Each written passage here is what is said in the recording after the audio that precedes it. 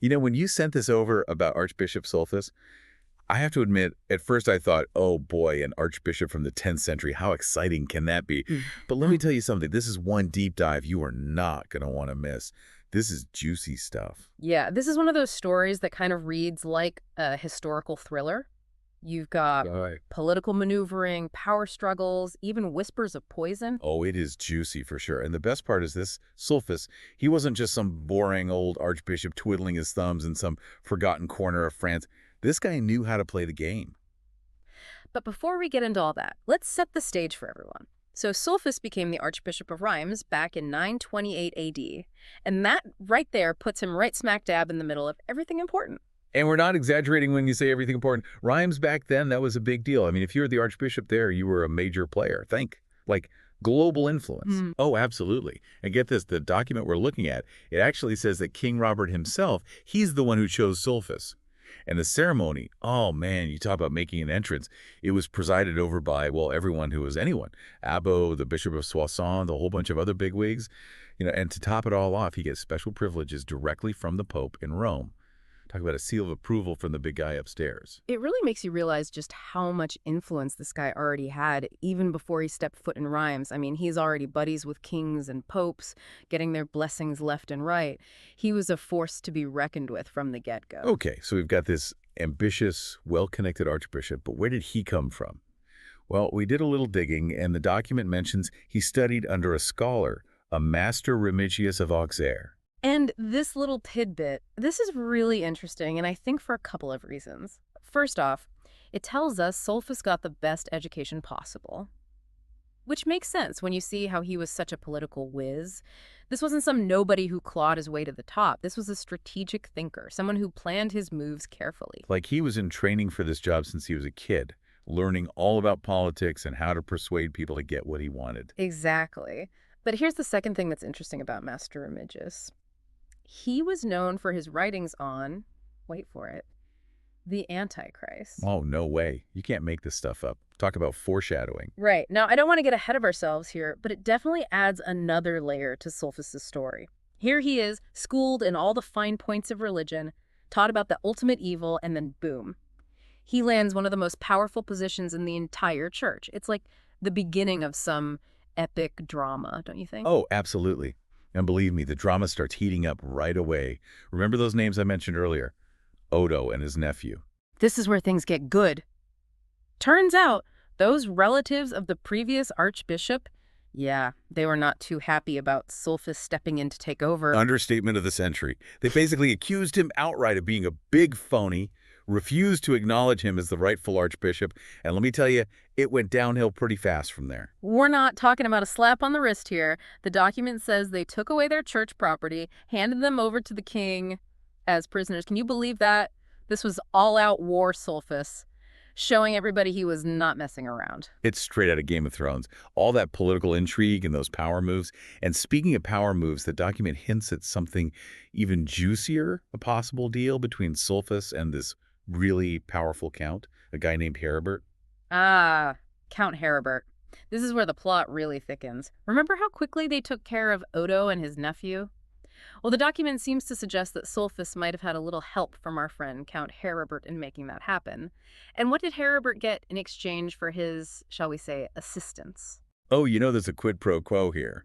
This is too good to be true. Tell me what you get. Well, let's just say Heribert had his eyes on the prize. See, Sulfus apparently promised him the archbishopric after he was gone. Talk about thinking ahead, or maybe should we call it scheming? So let me get this straight.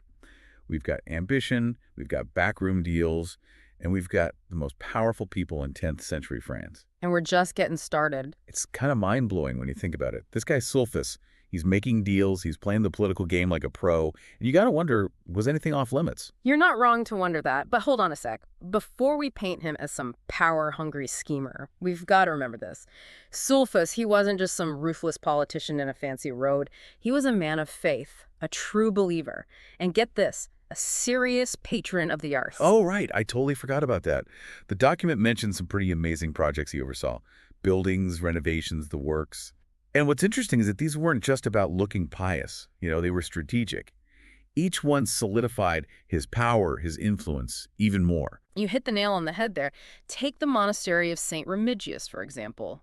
He fortified it, added a castle, no less. Now, that should tell you something about his priorities. This wasn't just about spiritual matters. This was about projecting strength. Remember, this is the 10th century, a chaotic time. You gotta look strong, untouchable. He was sending a message. This isn't your average church over here, people. We're building something new, something that can handle anything that comes our way. Exactly. And it didn't stop with defense either. He went all out renovating the Episcopal house, new rooms, beautiful gardens, even had these amazing paintings done on the walls. Talk about an eye for the finer things in life. Sounds like he had great taste. Wanted to surround himself with beauty. Makes sense. Totally. And speaking of beautiful things, we can't forget about the chalice, the one he commissioned. The giant gold one. The document said it weighed like 10 pounds. Can you imagine having to drink from that thing? My arms would be killing me. It wasn't just the size, although that is pretty impressive. It was covered with gemstones. I mean, talk about showing off your wealth and status. But it also spoke to his devotion, don't you think? This wasn't just a cup, it was a sacred object.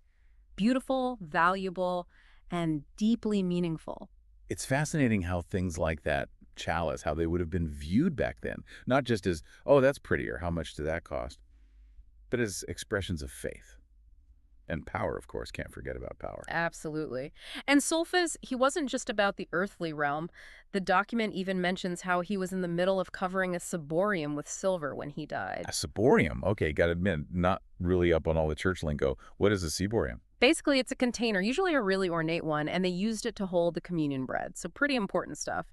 And the fact that Sulfus wanted to make it even more beautiful, it shows just how much he cared about even the smallest details of religion.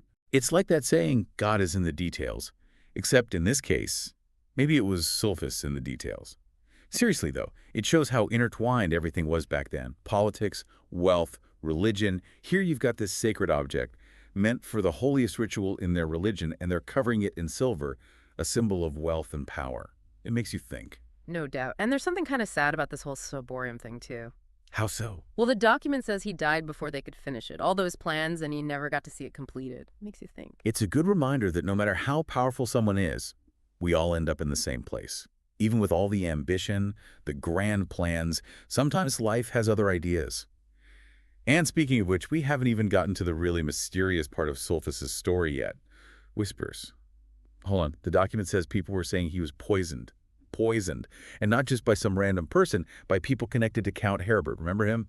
Our ambitious count, who was promised the archbishopric for his son. Talk about a motive. Yeah, it's definitely a shocking twist. Yep. But when you think about it, not totally out of left field given everything else that was going on. You have to wonder, did Sulfus become inconvenient for Herbert? Like maybe he just decided he didn't want to wait any longer to get his son in that seat of power? This is like ripped from the pages of a thriller or something. Did ambition win out in the end? Was Sulfus, was he a victim of his own success? Like all that careful maneuvering and planning, maybe it all came back to bite him in the end. It's crazy. It's a question that still has historians scratching their heads, even today. But before we get too lost down that rabbit hole of mystery and intrigue, there's one more event the document mentions, something that I think ties into all of this. The Council of Reims in 923. Okay, so a council, bishops getting together. This doesn't exactly scream edge-of-your-seat excitement, even for the 10th century. What am I missing here? What's so important about this council? But this wasn't just any old council, my friend. We're talking big leagues here. This was a gathering of some of the most powerful figures in the church, and guess who was running the show? Sulfus himself. Remember how we talked about him getting on the Pope's good side early on? Well, this council, this was his chance to flex those muscles, show everyone who was boss. Okay, so what went down at this super important council? Were they just debating, like, how many angels could dance on the head of a pin? Well, there were probably a few theological debates happening on the side. But the main decree, the big thing to come out of it, it directly affected everything happening in the political landscape. They issued a public penance for everyone who fought in the Battle of Soissons. Oh, right, right. And wasn't that the battle where King Robert, the one who helped Sulfus become archbishop, went head-to-head with his rival, Charles? That's the one. This was a make-or-break moment for who would control the kingdom and Sulfus. Wow. By issuing that penance, while he and the rest of the council, they were making a very public statement. We're with Robert. Talk about a power move. But what did the penance actually involve? Was it just a slap on the wrist or something more? Oh no, they meant business. We're talking 3 years of penance, with each year they had to observe Lent.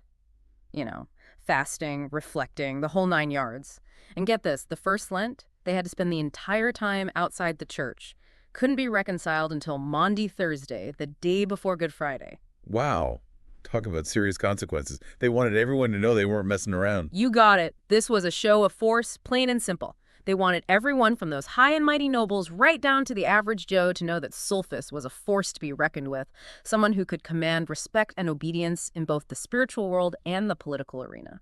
So let's recap here. We've got Sulfus, a man of deep faith, incredibly intelligent, a patron of beauty and art, and yet he's navigating this cutthroat world of 10th century politics. He's building, he's scheming, he's making deals, he's wielding power like a pro, and then bam, gone, just like that. It's a story full of so many twists and turns, so much ambition and mystery, and just when you think you've got it all figured out, another curveball comes your way. And as with all the best historical mysteries, we're left with more questions than answers. Was he really poisoned? What really drove Count Heribert to take things so far? What happened to the archbishopric after Sulfus died? Did Heribert's son ever get his chance to take over? Those are questions we might never truly know the answers to, but that's kind of the beauty of history, isn't it? It's not just about memorizing dates and names, it's about looking at the clues, trying to understand the people, their motivations, and imagining what their lives were really like. You know, Sulfus's story, even though we only have these glimpses, these fragments, it reminds us that the past, it's not really gone, is it? It's like those echoes, those ripples that continue to affect us even today. The themes in his story, ambition, faith, loyalty, betrayal, they're still just as relevant today, hundreds of years later. So the next time you're thinking about power, about politics, about what it really means to be human, remember Archbishop Sulfus. His story might just surprise you.